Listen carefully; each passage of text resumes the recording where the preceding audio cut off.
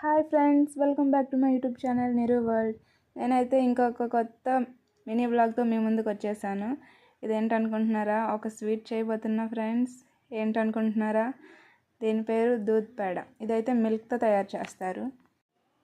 మా ఇంట్లో అయితే మా బాబు కోసం ఇచ్చిన అంగన్వాడీ మిల్క్ అయితే అలా ఉండిపోతుంది, ఎవరు తాగడం లేదు. అలా ఉంటే ఎక్స్పైర్ అయిపోతుందని చెప్పి నేనైతే ఈ స్వీట్ని అయితే తయారు చేద్దాం అనుకున్నా.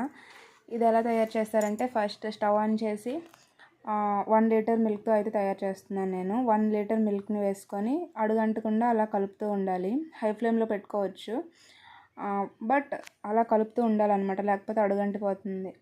అలా కలుపుతూ ఇప్పుడు చూడండి, ఆ 1 లీటర్ మిల్క్ అన్నమాట 1/2 లీటర్ మిల్క్కి వచ్చేసింది. ఆ కన్సిస్టెన్సీ అన్నమాట ఇలా ఉండాలి, నేను చూపిస్తున్నాను కదా అలా. ఇంకొంచెం థిక్గా అవ్వాలి.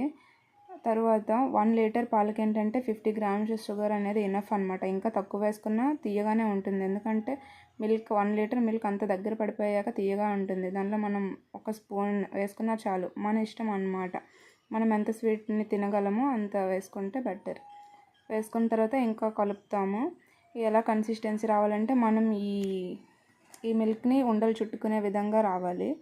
అంత దగ్గరగా వచ్చేసాక స్టవ్ ఆఫ్ చేసేసి ఒక ప్లేట్కి అయితే గీ రాసుకుంటాం.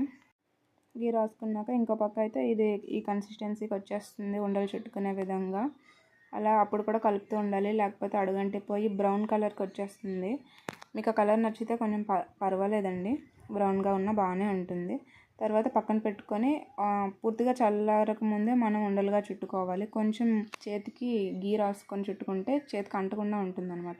ఫస్ట్లో నాకైతే తెలియలేదు, సో తర్వాత అలానే ట్రై చేశాను, బాగా వచ్చాయి.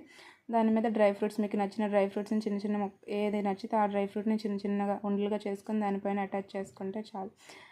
ఇదైతే మా ఆయన అయితే అడిగాను టేస్ట్ ఎలా ఉందని చెప్పి, బాగుందని చెప్పారు. మా కజిన్ అడిగితే సేమ్ స్వీట్ షాప్లో ఉందని చెప్పారు. గొప్పలు కదండి, మీరు ట్రై చేయండి.